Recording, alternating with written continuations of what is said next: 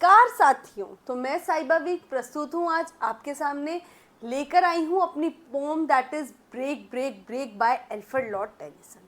चलते हैं अपनी पोम की तरफ, that is break break break. So this poem is basically, इस पोम में क्या रिफ्लेक्ट हो रहा है, इस पोम का जो थीम है वो दो चीज़ें रिफ्लेक्ट कर रहा है। एक तो it is talking about the broken heart. Break मतलब कुछ टूटना, दिल का टूटना। It is talking about the internal break, जो इंटरनली क्या होता है, हार्ट, दिल टूटता है। It is talking about the broken heart. And दूसरा क्या चीज़ है, striking of the waves. Break break break means striking of waves, striking of waves on the sea, यानी कि टकराव टकराव टकराव। क्या टकराव, वेव्स जो है सी की वो टकराती हैं जब चट्टानों से। सो this is the meaning of the, ये लिटरल मीनिंग है और ये सिंबॉलिक मतलब है टाइटल का। अब चलते हैं, ये जो टाइटल, ये जो पोम है ये कब लिखी गई थी। So this was written in, ये लिखी गई थी, इट वॉज रिटन इन 1833। ये पोम जो है लिखी गई थी 1835 में, जस्ट आफ्टर द डेथ, किसकी डेथ के बाद, after the death of Arthur Henry Hallam. So ये पोम है, ये लिखी गई थी, किसकी डेथ के बाद लिखी गई थी, आर्थर हेनरी हालम, जिनकी डेथ हो गई थी 1833 में। एंड ब्रेक ब्रेक ब्रेक बेटा ये एक एलिजी है, क्योंकि जब किसी की डेथ पे लिखी जाती है कोई poem, it becomes a elegy. So it is an elegy written on the death of, किसकी डेथ पे लिखी गई है, आर्थर हेनरी हालम की डेथ पे लिखी गई है। अब इनकी डेथ तो हो गई थी 1833 में, बट आफ्टर हिज डेथ, उनकी डेथ के 2 साल बाद, यानी 1835 में ये पोम जो है लिखी गई। So just after 2 years of death of Arthur Henry Hallam, क्योंकि 2 साल लगे, किनको लगे, जो अल्फ्रेड लॉर्ड टेनिसन है, इनको 2 साल लगे डेथ को, अपने ग्रीफ को, अपने लॉस को, किसके लॉस को, इस डेथ के लॉस को ओवरकम करने में इनको 2 years लगे। एंड आफ्टर 2 years ही came up with a poem that is break break break. And this poem was published, ये पोम जो है ये पब्लिश्ड हुई थी, इट वॉज पब्लिश्ड इन 1842, ये 1842 में पब्लिश्ड हुई थी। And it is a short poem, ये शॉर्ट पोएम है, शॉर्ट एक्सप्रेशन है, short expression of journal grief. ये शॉर्ट एक्सप्रेशन है जर्नल ग्रीफ का, जर्नल दुख का।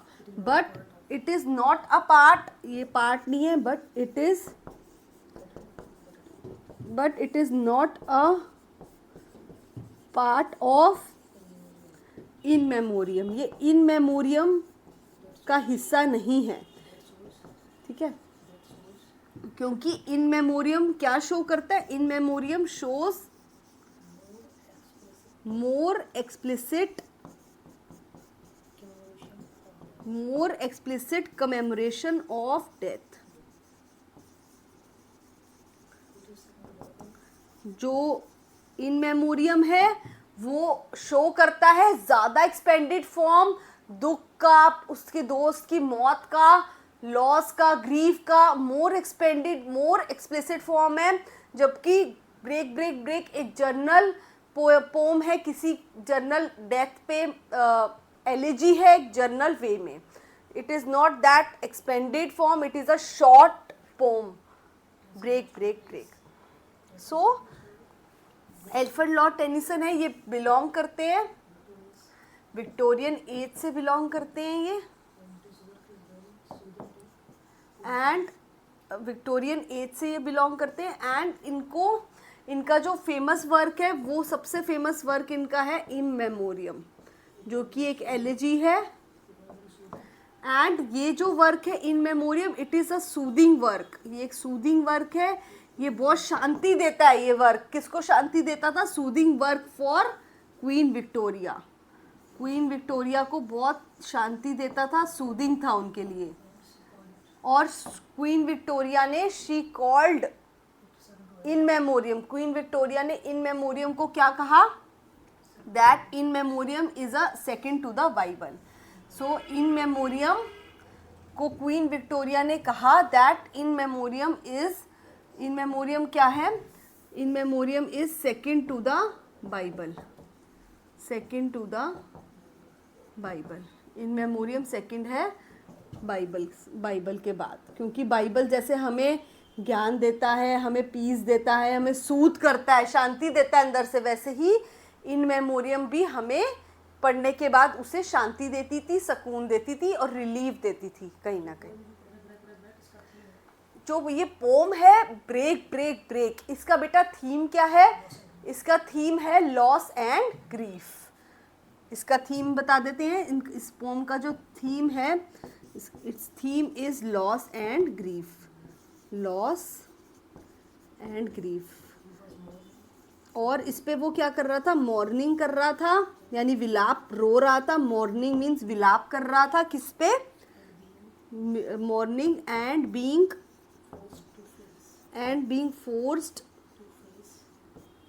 forced to face the fact that his friend is no more, that his friend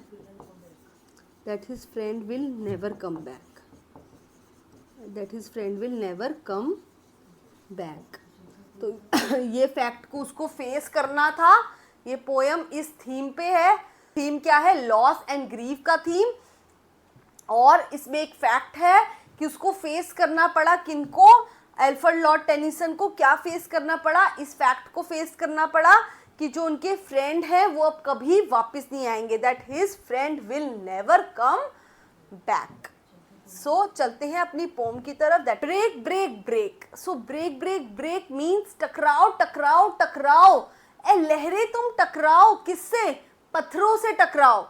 जो समुद्र के शोर पे यानी किनारों पे जो बड़े बड़े चट्टाने हैं, पत्थर हैं, उससे तुम टकराओ। जिस प्रकार मेरे मस्तिष्क के जो थॉट्स हैं, मेरे जो अंदर के जो फीलिंग्स है, थॉट्स है, वो टकरा रहे हैं, वो भी मुझसे टकरा रहे हैं, मेरे माइंड से टकरा रहे हैं, वैसे ही तुम भी टकराओ।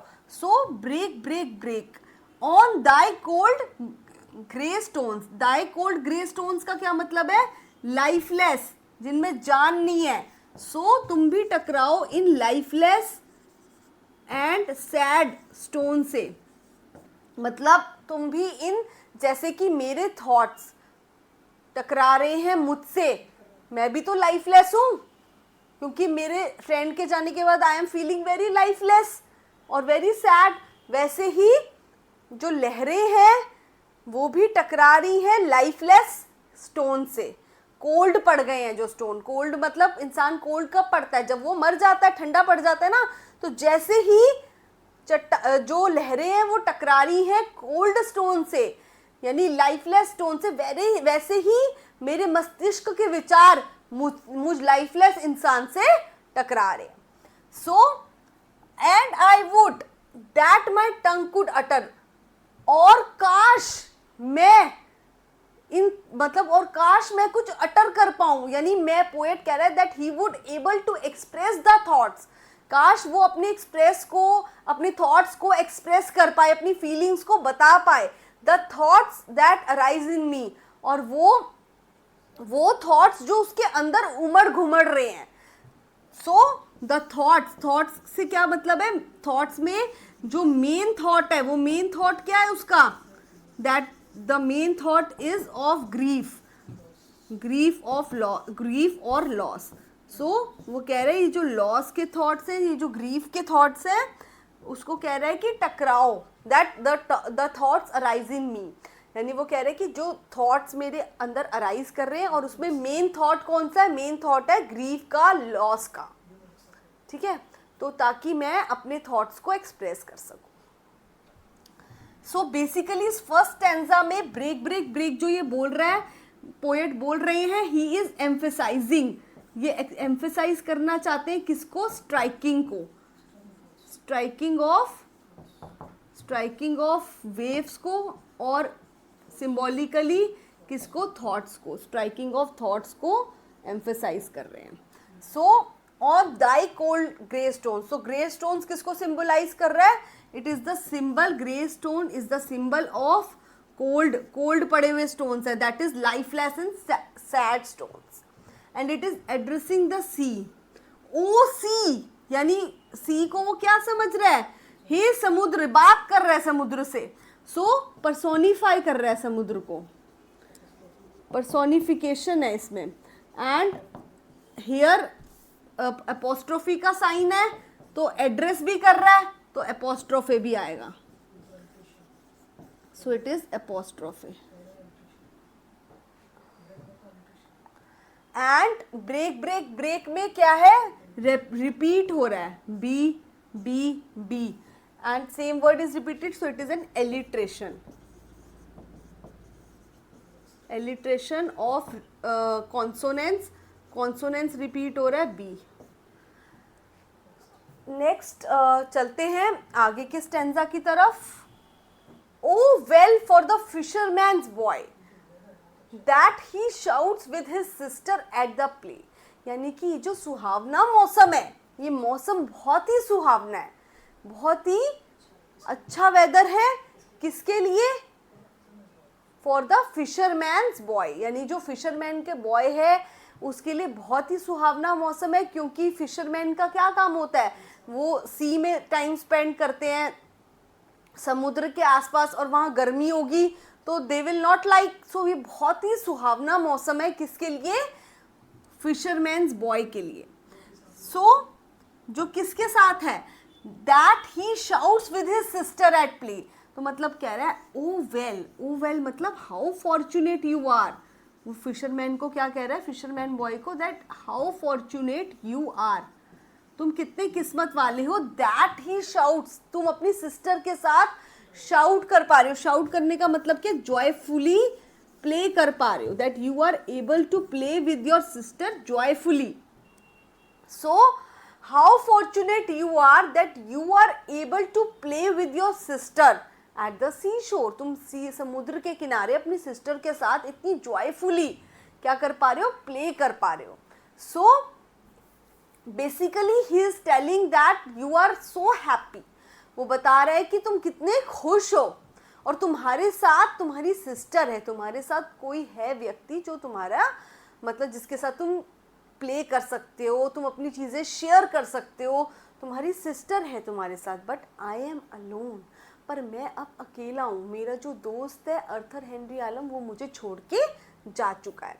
ओ वेल फॉर द सेलर, वो कह रहा है O well means how fortunate, how fortunate you are sailor. वो सेलर को भी कह रहा है कि तुम कितने फॉर्चुनेट हो. क्यों, for the sailor lad, for the sailor son, he is saying for the sailor son कि तुम कितने फॉर्चुनेट हो. क्यों, that he sings in his boat on the way, क्योंकि तुम इतनी खुशी से गाने गा रहे हो. ये देखिए अपनी बोट पे सिंगिंग कर रहे हो, तुम कितने फॉर्चुनेट हो. यानी कि वो कहना चाह रहे हैं कि सब वैसे का वैसा ही है, सिर्फ मेरा दोस्त चला गया है.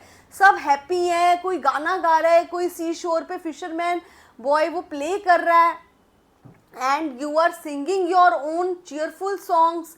तो सब कुछ हैप्पीनेस है all around. But my feelings contrast, there is a contrast. इसमें क्या है, कॉन्ट्रास्ट है किसमें, उसकी फीलिंग्स में और ये हैप्पीनेस में. बिकॉज कॉन्ट्रास्ट क्यों है, बिकॉज एल्फ्रेड लॉर्ड टेनिसन जब पोएट है, द पोएट इज सैड. जो पोएट है वो सैड है बिकॉज ऑफ ग्रीफ, ग्रीफ और लॉस ऑफ हिज फ्रेंड. वो ग्रीफ में है, लॉस हो चुका है उसके फ्रेंड का, so he is feeling very sad. ठीक है, अब इसमें जो एपोस्ट्रोफे आए हैं, this is a figure of speech. Apostrophe, next stanza. And the stately ships go on. Stately that is the large giant ships, बड़ी बड़े जहाज.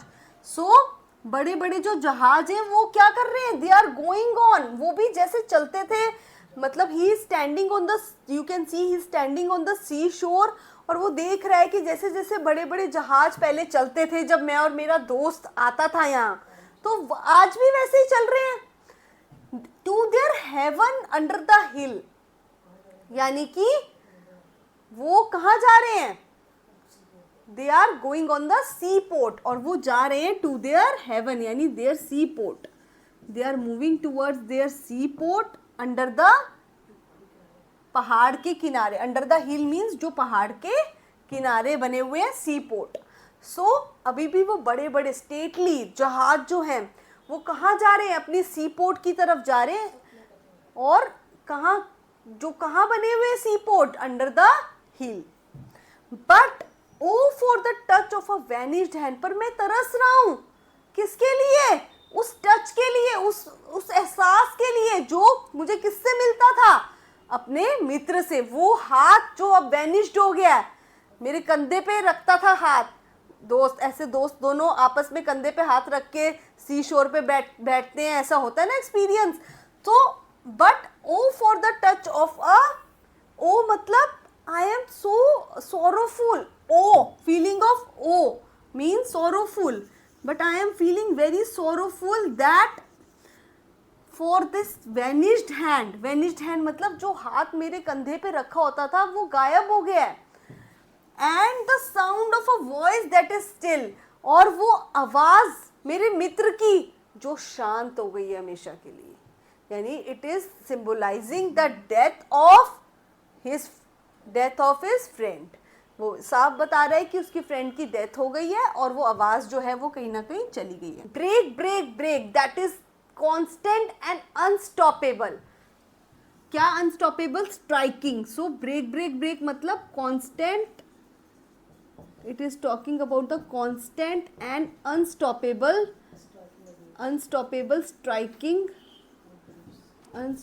Striking of the waves. तो ये बात किसके बारे में कर रहा है कि टकराओ टकराओ टकराओ, यानी कॉन्स्टेंटली टकराओ, अनस्टॉपेबल टकराओ। किससे टकराओ, चट्टानों से, ठीक है। At the foot of thy crags मतलब जो निचला हिस्सा है किसका, चट्टानों का, उससे टकराओ। Foot means, foot of crags means निचला हिस्सा चट्टानों का। So here it is foot of चट्टान, पैर तो नहीं होते चट्टानों के, बट इधर क्या है, पर्सोनिफिकेशन है। सो टकराओ टकराओ, किससे टकराओ, चट्टानों से टकराओ। But the tender grace of a day that is dead, पर तुम जैसे टकरा रही हो वैसे टकराती रहोगी। तुम जिस तरीके से क्या कहते हैं बह रही हो, अनस्टॉपेबल हो, तुम वैसे ही करोगी। पर but the tender grace of a day, पर जो टेंडर यानी जो काइंडनेस थी, किसकी, ग्रेस, काइंडनेस थी, जो ग्रेस थी किसकी, उस दिन की। जब वो कौन से दिन, किस दिन की बात हो रहा है, ऑफ दैट डे, कौन से डे की बात हो रही है, when my friend is alive, जब मेरा फ्रेंड अलाइव था और मैं उसके साथ हैप्पीली यहाँ पे टाइम स्पेंड करता था। So he is talking about that day, that day कौन से दिन, जब मैं और मेरा फ्रेंड यहाँ पे हैप्पीली इंजॉय करते थे समुद्र के सी शोर पे, एंड दैट इज डेड, और वो अब जा चुका है, मेरा वो दोस्त अब मर चुका है और वो दिन भी अब जा चुके हैं। वो the day that is dead, तो यहाँ पे भी पर्सोनिफिकेशन है क्योंकि डे कभी मरता नहीं है, दिन कभी मरता नहीं है। मरता कौन है, इंसान मरता है, तो डे को भी क्या करा गया, पर्सोनिफाइड किया गया है। सो वो दिन जो मर गए हैं, जब मैं अपने दोस्त के साथ खुशी से जिया करता था, will never come back to me, अब वो दिन मुझे कभी भी वापस नहीं मिलेंगे क्योंकि वो अब मेरा दोस्त नहीं रहा, वो जा चुका है।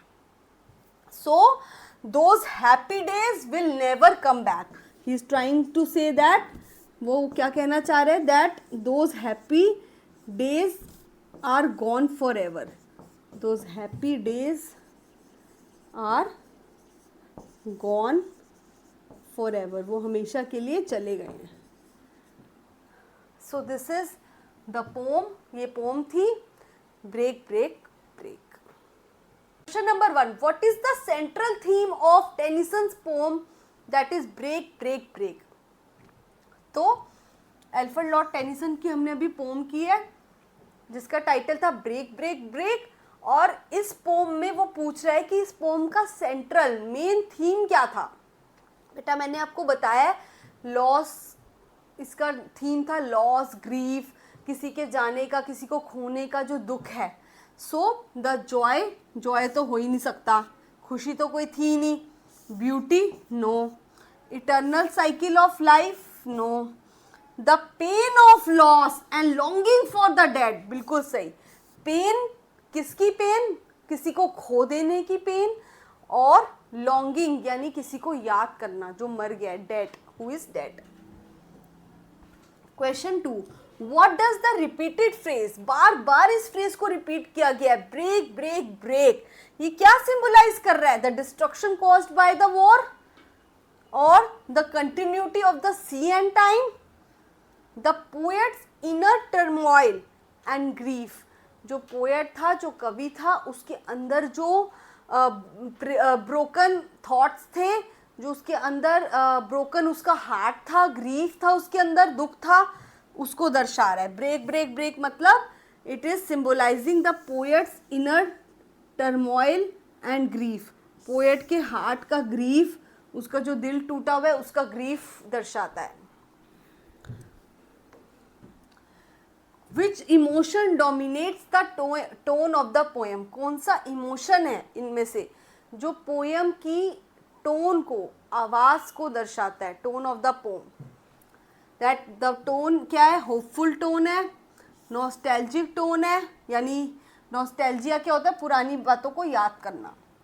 मेलंकली उदासी की टोन है, या जॉयफुल खुशी की टोन है। सो it is the melancholy tone. Melancholy means कि उदासी की टोन है, वो उदास है, he is sad about the loss of his friend, उसके फ्रेंड के जाने का उसे दुख है। क्वेश्चन 4, व्हाट डज द सी, समुद्र क्या सिंबलाइज करता है पोम के अंदर? सो पहला, nature's indifference to human suffering, nature जैसे कि जो नेचर है वो इनडिफरेंट है ह्यूमन सफरिंग की तरफ, इसको डिस्क्राइब करती है poem. C, the poet's childhood memories को डिस्क्राइब करता है सी, या फिर the eternal life of the soul और the purity of human emotions. तो जो समुद्र है, सी है, वो किसको सिंबलाइज कर रहा है पोम के अंदर? समुद्र डिस्क्राइब कर रहा है ए, दैट इज नेचर को, nature's indifference to human suffering, यानी कि नेचर को, नेचर इनडिफरेंट है, इनडिफरेंट यानी नेचर जो है वो बिल्कुल अलग है ह्यूमन सफरिंग से। नेचर को कोई फर्क नहीं पड़ता कि कोई मर गया है, कोई जिंदा है। सी जो है वैसे ही लहरें उठ रही हैं, वैसे ही टकरा रही हैं लहरें, किससे? चट्टानों से, जैसे पहले टकराती थी। तो यानी नेचर इनडिफरेंट है, इनडिफरेंस है नेचर का किससे? ह्यूमन सफरिंग से। यानी ह्यूमन कितना भी सफर कर रहा है, ह्यूमन के साथ कुछ भी हो रहा है, बट नेचर को कोई फर्क नहीं पड़ रहा, नेचर अपना काम वैसे ही कर रही है जैसे करती आ रही है। Which figure of speech is used in the line? कौन सी फिगर ऑफ स्पीच यूज्ड है इस लाइन में? Break break break on thy cold grey stones, यानी कौन सी फिगर ऑफ स्पीच इसमें यूज है? बताइए। इसमें यूज है एपोस्ट्रोफे, क्योंकि देखिए ब्रेक ब्रेक ब्रेक और इधर क्या है? एपोस्ट्रोफे, यानी कि किसको एड्रेस किया जा रहा है? एपोस्ट्रोफे मतलब होता है एड्रेस करना, तो it is addressing the sea, address किया जा रहा है सी को।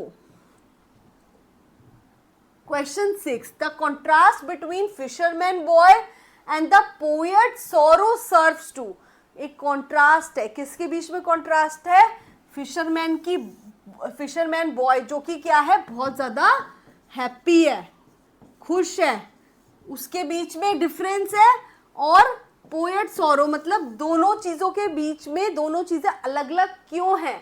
क्योंकि जो फिशरमैन है वो बहुत हैप्पी है, वो इंजॉय कर रहा है अपनी सिस्टर के साथ, और जो पोएट है वो अंदर से दुखी है, लॉस के कारण उसके दोस्त की मौत हो गई है, तो he is very unhappy. So it illustrates difference between rich. क्या ये गरीब और अमीर का डिफरेंस दिखा रहा है? नहीं। क्या ये डिपिक्ट कर रहा है जॉय ऑफ चाइल्डहुड डेज? क्या ये चाइल्डहुड डेज की जॉय को डिपिक्ट कर रहा है, डिपिक्ट कर रहा है, या फिर एम्फसाइज कर रहा है किस पे? Indifference of life to the personal grief, yes, ये जो कॉन्ट्रास्ट है ये क्या बता रहा है कि कैसे कैसे जो है एम्फेसिस कर रहा है किस पे, इनडिफरेंस पे, कि कैसे कैसे इनडिफरेंस है लाइफ में, क्योंकि कोई इंसान खुश है और कोई दुखी है, तो दोनों डिफरेंट हैं। कैसे? पर्सनल ग्रीफ के कारण, क्योंकि उसकी जो पोएट है उसकी अंदर दुख है, पर्सनल ग्रीफ है जिसके कारण वो सैड है, और फिशरमैन बॉय हैप्पी है।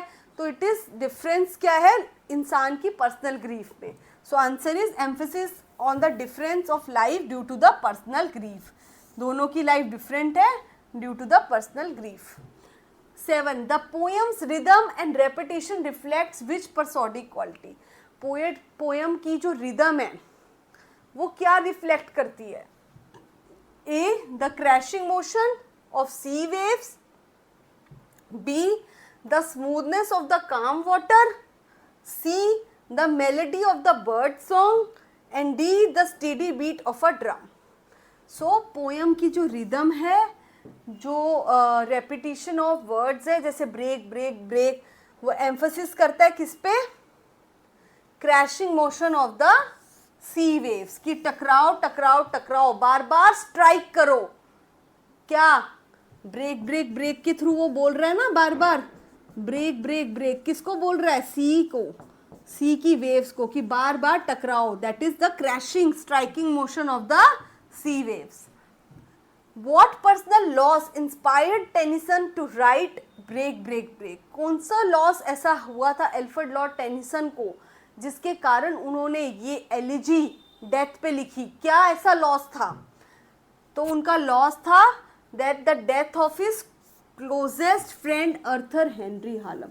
उनके क्लोजेस्ट फ्रेंड थे अर्थर हालम, जिनकी डेथ के लॉस के कारण उन्होंने ये पोम लिखी, that is break break break, which is a short poem.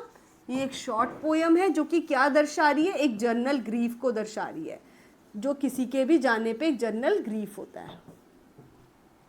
Next question, Which literary device is used in the line? कौन सी लिटरेचर की लिटरेरी डिवाइस यूज्ड है but O for the touch of a vanished hand में? So it is synecdoche. Synecdoche is the literary device used in, यहाँ पे जो vanished hand है ये रिप्रेजेंट कर रहा है किसको? It is representing,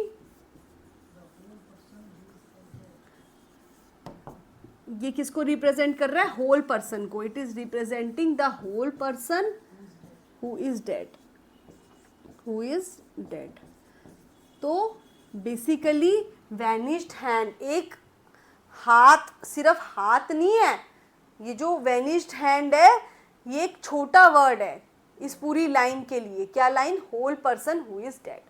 तो इतनी बड़ी लाइन ना लिख के, इतनी बड़ी बात ना लिख के उन्होंने सिनेकडॉक किया, यानी छोटे में ही बोल दिया वैनिश्ड हैंड, यानी जो हाथ गायब हो गया, यानी वो person, the whole person who is missing from his life. वो पूरा पर्सन, सिर्फ हाथ नहीं उसकी लाइफ से गया उसका, इसका मतलब है कि वो पूरा इंसान जो है वो उसकी लाइफ से चला गया है। ठीक है, next, what is the deeper meaning conveyed through the poem's final lines and the voice sound of a voice that is still? इस बात का क्या मतलब है कि वो साउंड, वो वॉइस जो कहीं ना कहीं मेरे लिए एक इंस्पिरेशन थी, मेरे लिए एक, मेरे कानों में हमेशा गूंजती थी, वो शांत हो गई है। तो क्या मतलब है? वो कौन सी आवाज़ थी? उसके दोस्त की आवाज़, अर्थर हेनरी हालम की आवाज़ थी, जो अब उसकी ज़िंदगी से चली गई है। So the silence after a storm, the peace found in the nature, the eternal stillness of death and the poet's yearning for the lost voice. So answer है कि ये जो lost voice है, sound जो वो आवाज़ जो गायब हो गई है, जो शांत हो गई है हमेशा के लिए, इसका मतलब है कि eternal stillness of death, यानी कि किसी की मौत के बाद एक स्टिलनेस आ जाना, एक ठहरा, मतलब जिंदगी ठहर जाती है ना, उस तरीके से। एंड द पोएट्स यर्निंग, और पोएट की यर्निंग दिखा रहा है, विलाप दिखा रहा है पोएट का, किस चीज़ पे? For the loss of that voice. जो पोएट ने जिस आवाज़ को खो दिया है, जिस आवाज़ को लॉस कर दिया है, उसके लिए पोएट की यर्निंग दिखा रहा है कहीं ना कहीं, कि पोएट जो है उस आवाज़ को मिस भी कर रहे हैं और खो चुके हैं। सो दिवाली ऑफर मेरा फिर से, जो दिवाली तक मेरी फ्री लाइव क्लासेस है, सुबह 7 बजे आप यूट्यूब पे आके देख सकते हैं, फ्री डेमो क्लासेस। एंड मेरा बैच परचेज करने के लिए 1499 का आप हमारा बैच ले सकते हैं। ऐप पे आके you can join, you can download the A1 app. आप इस ऐप को डाउनलोड कीजिए और मेरा बैच परचेज कर सकते हैं। And you can join me on my channel, that is you can subscribe English A1 English 360 degree. और